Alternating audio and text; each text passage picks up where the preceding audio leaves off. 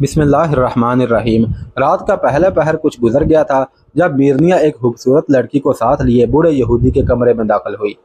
जिस वक्त राडरक के कहने पर वो उस बूढ़े के साथ महल में आई थी तो उसने बूढ़े से कहा था कि शहनशाह ने इसे बहुत ही हसीन इनाम दिया है।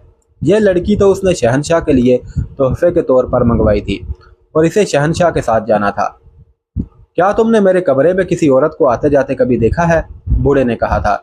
मैं इस उम्र में नौजवान लड़की को क्या करूँगा?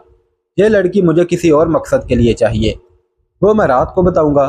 तुमने सिर्फ ये एहतियात करनी है कि इसका किसी के साथ जिक्र ना हो। इस राज की कीमत तुम्हारी जान है, तुम यकीनन अपनी जान गंवाना पसंद नहीं करोगी। यही बूढ़ा जो चेहरे मोहरे, लंबी सफ़ेद दाढ़ी और साफ सुथरी कबा की बदौलत मुअज़्ज़ज़, दानश्वर और पुरवकार लगता था, इस कमरे में आकर जैसे उसका रूप ही बदल गया था। वो एक पुरस्रार और डरावनी शख्सियत बन गया था। उसने साथ वाले कमरे का दरवाज़ा खोला और मीरनिया से कहा कि वो लड़की को उस कमरे में बिठाकर वापस आ जाए। मीरनिया लड़की को उस कमरे में ले गई। वो कमरा साफ सुथरा था। एक दीवार के साथ एक पलंग और पलंग पर तकिए और बड़ा खूबसूरत पलंग पोश था। फर्श पर कालीन जैसी दरी बिछी हुई थी और छत से रोशन फनूस लटक रहा था। दूसरे कमरे की बदबू इस कमरे में भी आ रही थी। कहाँ ले आई हो मुझे? लड़की ने मीरनिया से कहा। क्या यह है शहनशाह राडरक? और यह फौज का वो जर्नैल भी नहीं जिसके लिए तुम मुझे लाई थी। वो तो फौज के साथ आगे चला गया है। शहनशाह राडरक अपनी 1 लाख फौज के साथ कूच कर गया और तलीतला से बहुत दूर निकल गया था। बादशाह के हुक्म ने वो सारा खेल बिगाड़ दिया है जिसमें मैंने तुम्हें इस्तेमाल करना था। मीरनिया ने कहा। मैंने भी तुम्हारे साथ बादशाह के साथ जाना था लेकिन रोक ली गई हूँ। लेकिन क्यों? लड़की ने पूछा और कहा, मैं इस बदबूदार कमरे में इस बूढ़े के साथ नहीं रहूंगी। तुमने मेरे बाप को जो रकम दी थी वो वापस ले लेना। जल्दी आओ मीरनिया, बूढ़े यहूदी ने साथ वाले कमरे से कहा। इसे वही रहने दो, घबराओ नहीं लड़की, मीरनिया ने सरगोशी में कहा। मैं तुम्हें यहाँ से निकालने की कोशिश करूंगी। मीरनिया साथ वाले कमरे में बूढ़े के पास चली गई। मैं जानता हूँ कि तुम यहूदी हो, यहूदी साहर ने मीरनिया से कहा, और तुम भी जानती होगी कि मैं भी यहूदी हूँ। तुमने मेरा साथ देना है। शहनशाह की फतह के लिए मैंने एक ऐसा अमल करना है जिससे तुम डर जाओगी, लेकिन डरना नहीं। किसी यहूदी को इस शहनशाह की फतह के लिए कुछ नहीं करना चाहिए। मीरनिया ने कहा। इतनी ज़्यादा फौज से वो फतह हासिल कर ही लेगा। मेरे काम में दखल ना दो, बूढ़े ने उसे डांट कर कहा। शहनशाह के लिए 2 शगुन बहुत खतरनाक हैं, उनका असर ज़ायल करना ज़रूरी है। सुना है हमलावरों की तादाद 11-12 हज़ार है, मीरनिया ने हंसते हुए कहा। और शहनशाह की 1 लाख फौज में 11-12 हज़ार तो घोड़सवार होंगे। फतह हमारे शहनशाह की होगी, आपको मुफ्त में इनाम मिल जाएगा। जो मैं जानता हूँ वो तुम नहीं जान सकती, बूढ़े ने कहा। मैं जो कहता हूँ वो करो। मैंने इस लड़की के जिस्म से जान निकालनी है। यूं ही ये आखिरी सांस लेगी मैं इसका दिल निकालूंगा, फिर पेट चाक करके अपने अमल के लिए 2 और एजाज निकालने हैं। तुम मेरी मदद करोगी। जब काम हो जाएगा तो लड़की की लाश को गायब करना तुम्हारा काम होगा, और यह कोई मुश्किल काम नहीं। इस महल से लाशें गायब होती ही रहती हैं। मीरनिया पर तो गशी तारी होने लगी थी, लेकिन उसने अपने आप को संभाल लिया। इसे ले आओ, बूढ़े ने कहा, लेकिन प्यार से और धोखे से, इसे कुछ पता ना चले। मीरनिया दूसरे कमरे में गई और इधर उधर देखने लगी। उसे काम की एक चीज नजर आ गई जो उसने उठाई और लड़की से कहा कि उसके साथ आए। अब क्या होगा? लड़की ने पूछा। मुझे इस बदबूदार बूढ़े के पास छोड़कर चली जाओगी? मैं कुछ करूंगी, मीरनिया ने कहा। डर ना जाना, मेरी मदद करना। और दोनों बूढ़े साहर के कमरे में चली गई। आ बेटी, उसने लड़की के सर पर हाथ रख कर कहा। इस मेज पर बैठ जाओ जरा, मुझे अपना बाप समझ। लड़की ने मीरनिया की तरफ देखा। मीरनिया ने उसे सर से इशारा किया कि वो मेज पर बैठ जाए। बूढ़ा उसके करीब चला गया। उसने लड़की को कुछ सूंघा कर या हिप्नोटाइज करके खत्म करना था। बूढ़े की पीठ मीरनिया की तरफ थी। मीरनिया ने दूसरे कमरे से एक मोटा डंडा उठाया जो उसने हाथों में लेकर अपने पीछे किया हुआ था। उसने ये डंडा मजबूती से अपने दाएं हाथ में लिया और पीछे से पूरी ताकत से बूढ़े के सर पर मारा, और फौरन बाद ऐसी ही जोरदार एक और ज़रब लगाई। बूढ़ा गश खाकर गिर पड़ा। मीरनिया ने उसे पीठ के बल किया, उसकी छाती पर बैठ गई और उसकी गर्दन दोनों हाथों में लेकर शाहराग को दबा लिया। बूढ़ा तड़पा और जल्दी ही बेहिस हो गया। मीरनिया ने दूसरे कमरे में लकड़ी का एक बहुत बड़ा बक्स देखा था। उसने लड़की को साथ मिलाकर लाश उठाई और दूसरे कमरे में ले गई। बक्स खोल कर देखा, उसमें जो कुछ पड़ा था वो निकाला और दोनों ने लाश उठाकर बक्स में रखी और टांगे पेट पर दोहरी करके बक्स का ढकना बंद कर दिया और उसका बोल्ट चढ़ा दिया। अब उसका राडरक बादशाह फतह हासिल करके वापस आएगा। मीरनिया ने कहा। चल लड़की, निकल यहाँ से, मुझे डर आता है। लड़की ने कहा। यह सब क्या था? یہ نہ مرتا تو تم مر جاتی۔ میرنیا نے کہا، ڈرو مت، میں تمہیں صبح یہاں سے نکال لوں گی، کسی کے ساتھ ذکر نہ کر بیٹھنا۔ دونوں وہاں سے نکل آئیں اور میرنیا لڑکی کو اپنے کمرے میں لے گئی۔ اس نے اپنے لیے بہت بڑا خطرہ پیدا کر لیا تھا۔ راڈرک کی فتح کا ہر کسی کو یقین تھا۔ اتنی بڑی فوج کے سامنے کوئی فوج نہیں ٹھہر سکتی تھی۔ یہ ایسی صورت تھی جو میرنیا کو بچا سکتی تھی۔ راڈرک یہ سمجھتا کہ بوڑھے یہودی نے اس کا برا شگون اچھا کر دیا تھا اور پھر کسی کے ہاتھوں قتل ہو گیا، لیکن شکست خوردگی کی صورت میں راڈرک نے آ کر طوفان کھڑا کر دینا تھا۔ میرنیا نے فرار کا ارادہ کر لیا۔ اگلے روز اس نے لڑکی کا حلیہ بدلا، اسے محل سے نکال کر اس کے گھر بھیج دیا اور خود ایک اور جگہ چلی گئی۔ یہ ایک بڑی حویلی تھی جس میں ایک گوت خاندان رہتا تھا۔ وہاں 2 آدمی موجود تھے۔ میرنیا نے انہیں بتایا کہ وہ بوڑھے یہودی کو قتل کر آئی ہے۔ اس نے قتل کی وجہ بھی سنائی اور سارا واقعہ سنایا۔ یہ تو تم نے اچھا کیا ہے، ایک آدمی نے کہا، اس معصوم لڑکی کو بچا لیا ہے، اب جو ہوگا دیکھ لیں گے۔ ہمیں ایسی امید تو نہیں رکھنی چاہیے کہ راڈرک زندہ واپس نہیں آئے گا، میرنیا نے کہا، بربروں کی تعداد بہت تھوڑی ہے، وہ زندہ ہی واپس آئے گا۔ اس آدمی نے کہا، پریشان ہونے کی ضرورت نہیں، وہ واپس آ رہا ہوگا تو تم یہاں سے نکل رہی ہوگی، تمہیں زندہ و سلامت سے وسطہ پہنچانا ہمارا کام ہے، دعا کرو کہ اوپاس زندہ رہے، ہم تمہیں اس تک پہنچا دیں گے۔ ادھر شہنشاہ راڈرک جادوگری اور سحرکاری کا سہارا لے رہا تھا جیسے اسے 1,00,000 فوج پر بھروسہ نہیں تھا۔ ادھر مسلمانوں کے کیمپ میں اللہ ہی اللہ تھا۔ طارق بن زیاد نے اپنی سپاہ کو بتا دیا تھا کہ ان کے مقابلے میں 8 گنا سے بھی زیادہ فوج آ رہی ہے اور ہر مجاہد کا مقابلہ 8 آدمیوں سے ہوگا۔ ہر روز فجر کی نماز کے بعد اور جمعہ کے خطبے میں اپنی فوج کو ایک تو اپنا وہ خواب سناتا جس میں اسے رسول اکرم صلی اللہ علیہ وسلم نے فتح کی بشارت دی تھی، اور اس کے علاوہ قرآن کی وہ آیات سناتا جن میں اللہ نے مومنین سے فتح و نصرت کے وعدے کیے ہیں۔ ایسا کئی بار ہوا ہے کہ چھوٹی جماعت بڑی جماعت پر غالب آئی ہے۔ یہ آیت پڑھ کر طارق بن زیاد اپنی فوج کو ذہن نشین کراتا تھا کہ چھوٹی جماعت کے افراد اور ان کا امیر اپنے آپ میں کون سی خوبیاں، صلاحیتیں اور زور ایمان کی قوت پیدا کرے تو اللہ اسے بڑی جماعت پر غلبہ عطا کرتا ہے۔ طارق بن زیاد زیادہ تر زور پہلے پارے کی 50ویں آیت پر دیا کرتا تھا، یاد کرو وہ وقت جب ہم نے دریا کو پھاڑ دیا اور تمہیں راہ نجات دی تھی اور فرعون کی قوم کو غرق کر دیا تھا۔ طارق اپنی فوج کو بتایا کرتا تھا کہ اس آیت میں اللہ کے مخاطب بنی اسرائیل ہیں۔ حضرت موسیٰ نے فرعون کے جادوگروں کے چیلنج پر وہ معجزے دکھائے کہ طلسم سامری توڑ دیا اور فرعون کو انگشتے بدانداز کر دیا تھا، اور بنی اسرائیل مصر سے بھاگے تو دریائے نیل نے ان کا راستہ روک لیا، آگے گہرا اور چوڑا دریا اور پیچھے فرعون اور اس کی فوج۔ موسیٰ علیہ السلام نے دریا پر اپنا عصا مارا تو دریا پھٹ گیا اور پانی کے درمیان رستہ بن گیا۔ موسیٰ علیہ السلام اپنی قوم کے ساتھ گزر گئے، مگر اس رستے پر فرعون اپنی فوج کے ساتھ آیا تو دریا کے دونوں حصے آپس میں مل گئے اور فرعون اپنی فوج سمیت غرقاب ہو گیا۔ لیکن مجاہدین اسلام، طارق بن زیاد اپنے خطبے میں کہتا تھا، اللہ نے موسیٰ علیہ السلام کو 40 شب و روز کے لیے بلا لیا تو ان کی غیر حاضری میں بنی اسرائیل نے ایک بچڑے کو اپنا معبود بنا لیا۔ اسلام کے نام پر سر کٹانے والے مجاہدوں، حالات کتنے ہی تمہارے خلاف کیوں نہ ہو جائیں، اللہ کی ہی عبادت کرنا۔ اور ایسی ہی کئی اور آیات تھیں جو وہ اپنی فوج کو سناتا اور مجاہدین کے جذبوں میں ایمان کا الاؤ بھڑکاتا رہتا تھا۔ دن کے وقت وہ فوج کو اس علاقے میں لے جاتا جو اس نے لڑائی کے لیے منتخب کر لیا تھا۔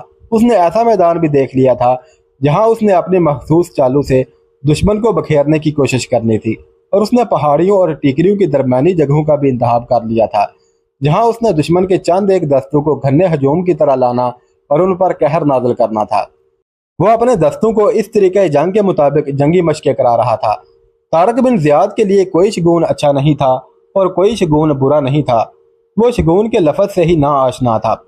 راڈرک کی فوج تیز و تند سیلاب کی طرح آ رہی تھی، اس سیلاب کی طرح جس کے آگے بند نہیں باندھے جا سکتے۔ میرنیا اس حویلی میں جہاں وہ لڑکی کو لے گئی تھی پہلے بھی کئی بار گئی تھی، وہ ہر بار ایک نئے بحروپ میں جاتی تھی۔ اس حویلی میں کوئی خصوصیت نہیں تھی۔ تلیتلا شہر میں ایسی کئی اور حویلیاں تھیں جنہیں دیکھ کر لوگ کہتے تھے کہ یہاں بڑے لوگ رہتے ہیں، لیکن اس حویلی کے اندر ایسی خفیہ سرگرمیاں شروع ہو گئی تھیں جنہوں نے یورپ کی تاریخ بدل ڈالی تھی۔ یہ سلسلہ اس وقت شروع ہوا تھا جب اوپاس پاگل بن کر میرنیا سے جھیل پر ملا اور اسے تفصیل سے بتایا تھا کہ اب موقع ہے جس سے یہودی اور گوتھ فائدہ اٹھا کر راڈرک کی بادشاہی ختم کر سکتے ہیں۔ اس کا ایک ہی ذریعہ ہے کہ جو یہودی اور گوتھ فوج میں ہیں وہ عین لڑائی کے دوران مسلمانوں سے جا ملے اور راڈرک کو نقصان پہنچائے۔ میرنیا یہودن تھی، کچھ اس وجہ سے اس کا ذہن سازشی تھا، लेकिन मीरनिया के दिल में राडरक के खिलाफ इंतकाम की आग भड़क रही थी। पहले बयान हो चुका है कि राडरक ने उसकी मोहब्बत का खून कर दिया था। वो ओपास को चाहती थी। ओपास उसे 20 साल बाद तलेतला की झील पर मिला तो मीरनिया के दिल के जख्म फिर खुल गए। उसने ओपास की बात सुनकर कहा था कि वो राडरक की पीठ में खंजर घोंपेगी। राडरक अभी पंपलूना से चला ही था। रास्ते में उसकी फौज में इजाफा ही होता चला जा रहा था। मीरनिया ने उसकी पीठ में खंजर घोंपने का बंदोबस्त उसी रात शुरू कर दिया था। उसके पास एक से बढ़कर एक हसीन लड़की थी और उसे बादशाह तक रसाई भी हासिल थी। महल के अंदर की पूरे सरार दुनिया में उसका असर और रसूख चलता था। महल में गोथ कौम के 3-4 आदमी बड़े अच्छे रुतबों और ओहदों पर मौजूद थे और 1-2 यहूदियों को भी ऐसे ही रुतबे हासिल थे। पहले बताया जा चुका है कि उंदलस में सबसे ज्यादा मजलूम कौम यहूदी थी। यहूदियों की अक्सरियत गरीब थी।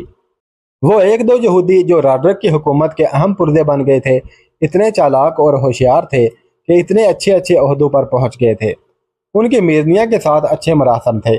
मीरनिया खुद भी यहूदी थी, इसलिए उसके दिल में उनकी हमदर्दी थी।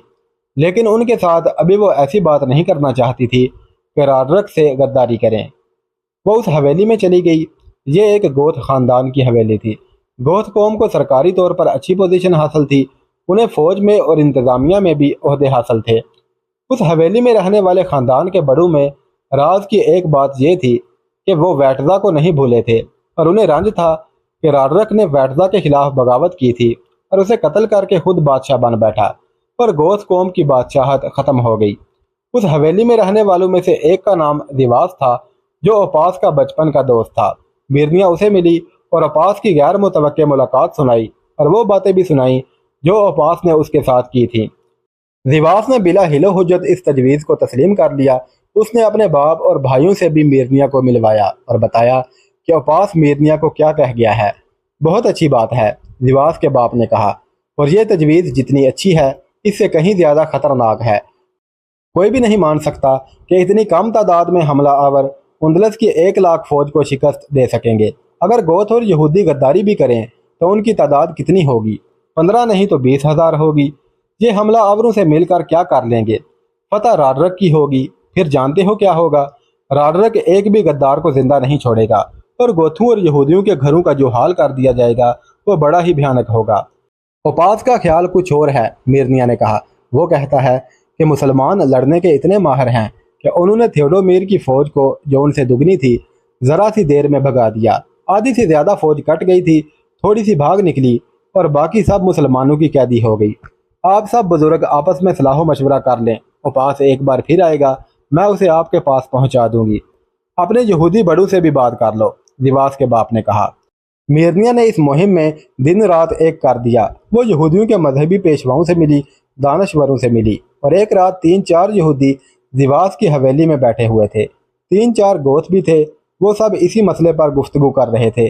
मीरनिया खामोशी से सुन रही थी। हम सिर्फ एक पहलू पर गौर करना चाहते हैं, एक बूढ़े यहूदी ने कहा। आज हम राडरक के जुल्म सितम का निशाना बने हुए हैं और मवेशियों जैसी जिंदगी बसर कर रहे हैं। राडरक से निजात हासिल करने के लिए हम हमला आवरों की मदद करेंगे। फतह उनकी हुई तो राडरक की जगह हमला आवर कौम हम पर बादशाही करेगी। ये मुसलमान कौम है। हम जो यहूदी हैं मुसलमानों के जुल्म सितम का निशाना बन जाएंगे। हमारा मंसूबा ये होना चाहिए कि मुसलमानों की मदद ऐसे तरीके से करें कि वो राडरक को शिकस्त दे सकें और उसके फ़ौरन बाद हम मुसलमानों पर हल्ला बोल दें और उन्हें ख़त्म करें। उसके बाद उंदलस पर गोथ और यहूदी मिलकर बादशाही करें। मीरनिया को ओपास का सारा मंसूबा बर्बाद होता नजर आया। उसने झील पर ओपास से अपने मुतल्लिक कहा था कि राडरक ने मेरी जवानी बर्बाद कर दी और मैं तुम्हारी बीवी ना बन सकी, तो फिर मैं किसी की भी बीवी ना बन सकी। मैं शैतान बन गई और मुझ में शैतानी हसलतें पैदा हो गई। ये सब कुछ उसने ठीक कहा था। अब उसने बूढ़े यहूदी की बात सुनी तो उसके दिमाग ने फौरन एक झूठ सोच लिया। ये मुसलमान यहाँ बादशाही करने नहीं आए, मीरनिया ने कहा। अब्बास ने मुझे बताया था कि ये लोग लूट मार करने आए हैं। इनकी झोलियाँ भर जाएंगी तो ये वापस चले जाएंगे। ये भला मुमकिन हो सकता है कि 8-10 हज़ार आदमियों का एक गिरोह इतने बड़े मुल्क को फतह करने की उम्मीद लेकर आया हो? अब्बास ने मुझे बताया था कि वो और जूलियन इन मुसलमानों को राडरक का तख्ता उलटने के लिए लाया है और उसने उन्हें लालच दिया है कि उंदलस के शाही खजाने में इतने ज़्यादा ज़रो जवाहरात और सोना वगैरह है जो सैकड़ों ऊँटों पर लादा जा सकता है। आप उनसे डरे नहीं, ये फौज नहीं लुटेरों का गिरोह है। پھر यूं कहो कि तुम मुसलमानों से वाकिफ नहीं, बूढ़े यहूदी ने कहा। ये जहाँ जाते हैं थोड़ी तादाद में जाते हैं और बड़ी से बड़ी फौज को शिकस्त देकर इताअत कबूल करवा लेते हैं। इन्होंने कलील तादाद में होते हुए फारस और रोमा की इतनी ज़बरदस्त बादशाहियाँ ख़त्म कर डाली हैं। देख लो इस्लामी सुल्तनत कितनी वसी और अरीज हो गई है। ये लोग लुटेरे नहीं, मुसलमान गैर मुस्लिम कौमों के खिलाफ लड़ने को एक अकीदा और मजहबी फरीज़ा समझते हैं। बूढ़ा यहूदी मुसलमानों की शुजाअत और फतवाहात की तारीख सुनाता चला जा रहा था। मीरनिया ने उसे रोक दिया। काबिल एहतराम बुजुर्ग, मीरनिया ने कहा, आप अरब के मुसलमानों की बात कर रहे हैं। ये मुसलमान जो उंदलस में आ गए हैं ये बर्बर हैं। जंगो जदल और लूट मार उनका आबाई शुगल और पेशा है।